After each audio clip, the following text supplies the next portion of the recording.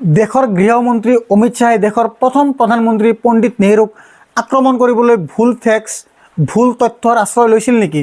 তেওঁলোকে মিছা কথাৰ আশ্ৰয় লৈছিল নেকি?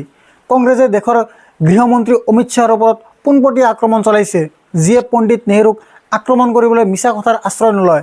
আৰু যদি আপুনি পণ্ডিত নেহৰুক অপমান কৰে তেন্তে আপুনি ক'ৰবাত সেনা আৰু দেশৰ প্ৰথম গৃহমন্ত্ৰী চৰ্দাৰ পেটেলকো অপমান কৰিছে।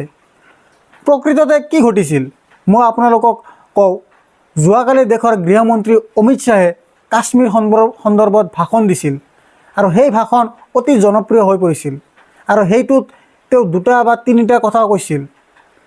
তেওঁৰ প্ৰথম কথাটো কৈছিল যে পণ্ডিত নেহৰুৱে যিদৰে যুদ্ধবিৰতি ঘোষণা কৰিছিল ইয়াৰ ফলত ভাৰতে যথেষ্ট ক্ষতিগ্ৰস্ত হৈছিল। যদি আমি বিচাৰিছিলোঁ আমি মুজাফৰবাদ আৰু পিঅ'কে পাক অধিকৃত কাশ্মীৰ আমাৰ হ'লহেঁতেন। কংগ্ৰেছে কৈছে এইটো সম্পূৰ্ণ ভুল, ই বন্ধ নহয়। তেওঁলোকে এইটোও কয় যে পণ্ডিত নেহৰু কিয় ৰাষ্ট্ৰসংঘলৈ গৈছিল। কংগ্ৰেছে কৈছে যে এইটো সম্পূৰ্ণ ভুল, কাৰণ এইটো কেবিনেটৰ সিদ্ধান্ত আছিল। সেই সময়ৰ পৰিস্থিতি বেলেগ আছিল আৰু পেটেল দেশৰ প্ৰথম গৃহমন্ত্ৰী, পেটেলৰ সন্মতিও আছিল। প্ৰথমতে মই আপোনালোকক ক'ব বিচাৰিছোঁ যে কেৱল কংগ্ৰেছে দেশৰ গৃহমন্ত্ৰী অমিত শ্বাহৰ এই মন্তব্য উন্মোচন কৰাই নহয়, ফাৰুক আব্দুল্লাই, যাৰ দেউতাক সেই সময়ত ৰাজনীতিত আছিল, শ্বেখ আব্দুল্লাও উন্মোচন কৰিছে। ফাৰুক আব্দুল্লাই কি কৈছিল মই আপোনাক সেইটো ক'ম, কিন্তু প্ৰথমে দেশৰ গৃহমন্ত্ৰী অমিত শ্বাহৰ এই মন্তব্য। অমিত শ্বাহে পণ্ডিত জৱাহৰলাল নেহৰুৰ বিষয়ে কিছুমান প্ৰশ্ন সুধিছে, যিবোৰ মই আপোনাৰ দৃষ্টি আকৰ্ষণ কৰিব বিচাৰোঁ।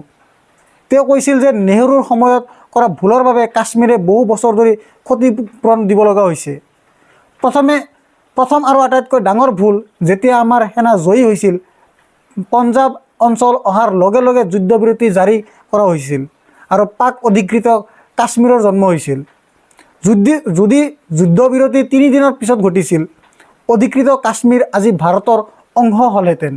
দ্বিতীয়তে তেওঁ ভাৰতৰ আভ্যন্তৰীণ বিষয়টো ৰাষ্ট্ৰসংঘলৈ লৈ যোৱাৰ ভুল কৰিছিল। অমিত শ্বাহে এই দুটা বিষয় উত্থাপন কৰিছে।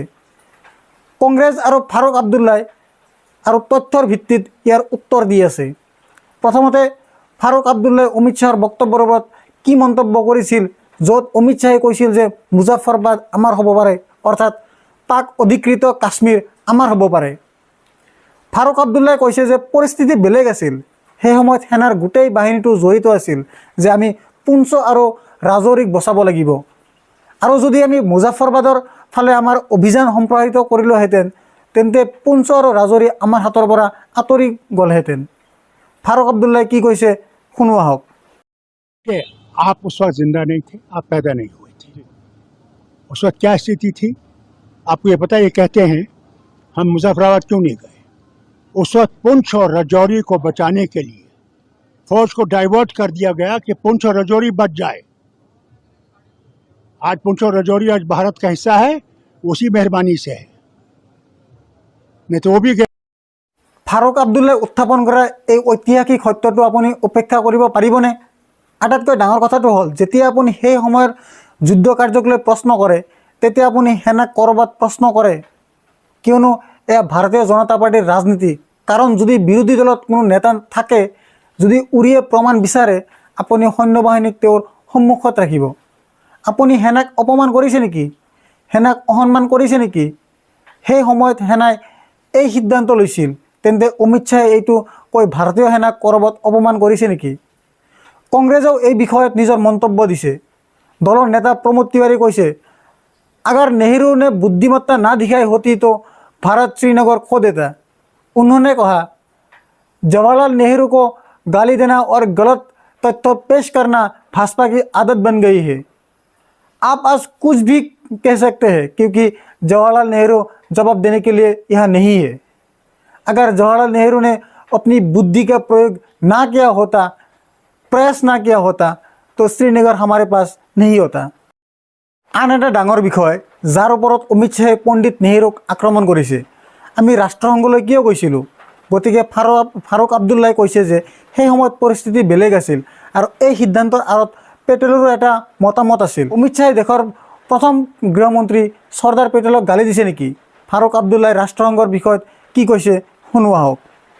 देखिए, उस वक्त की जो स्थिति थी उसमें और कोई रास्ता था नहीं, या तो फिर कभी इसमें अमन आता नहीं।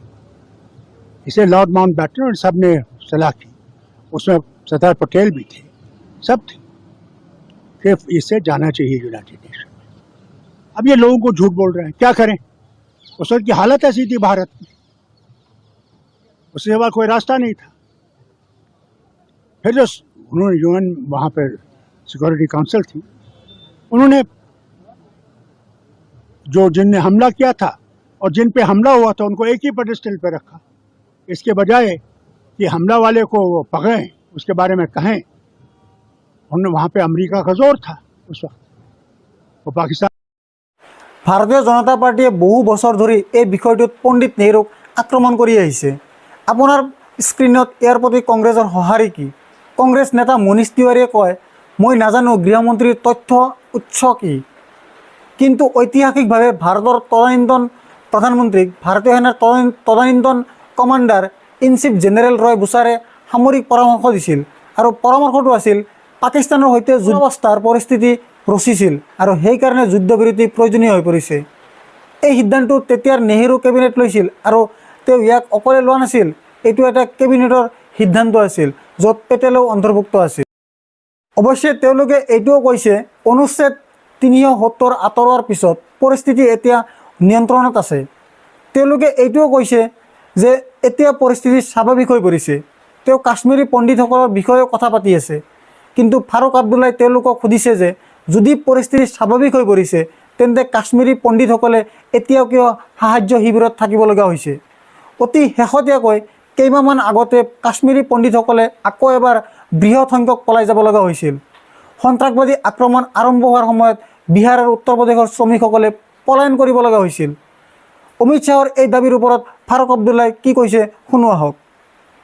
दहशत का माहौल खत्म कर दिया।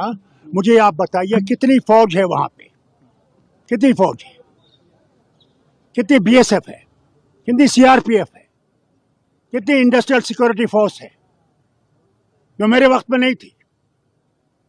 आज हर घर के सामने एक फौजी खड़ा है। बताइए वो क्यों नहीं ये कहते?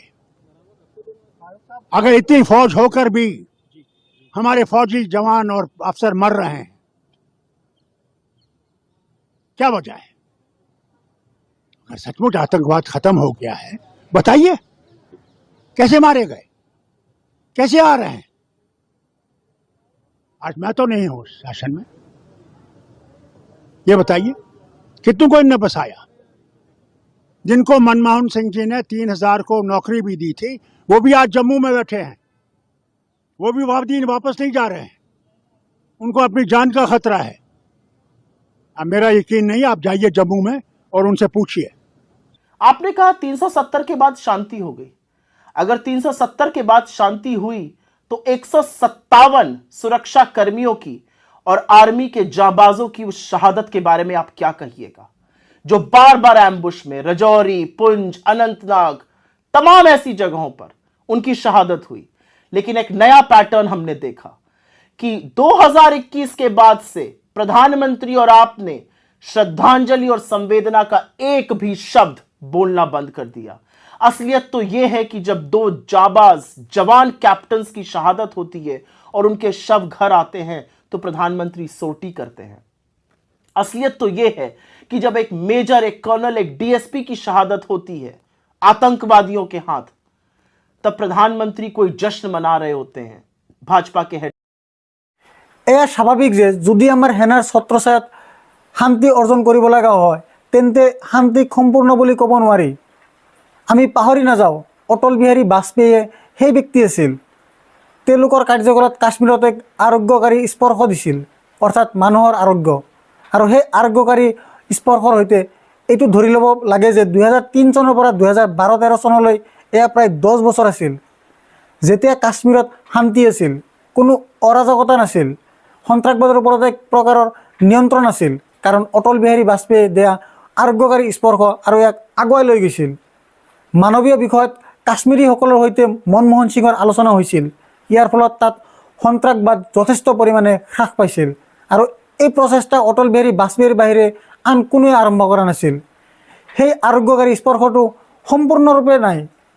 আজি বিৰোধীয়ে য'ত ফাৰুক আব্দুল্লাই আছে একেটা প্ৰশ্ন উত্থাপন কৰিছে, আপুনি শান্তিৰ কথা কৈছে নেকি? কিন্তু এই শান্তি সম্ভৱ কাৰণ প্ৰতিটো ঘৰত এজন সেনা সৈনিক আৰু কৃষক থিয় হৈ আছে। সেই পৰিস্থিতিত নিজৰ জীৱন বিপদত পেলোৱা সেনা সৈনিকজন।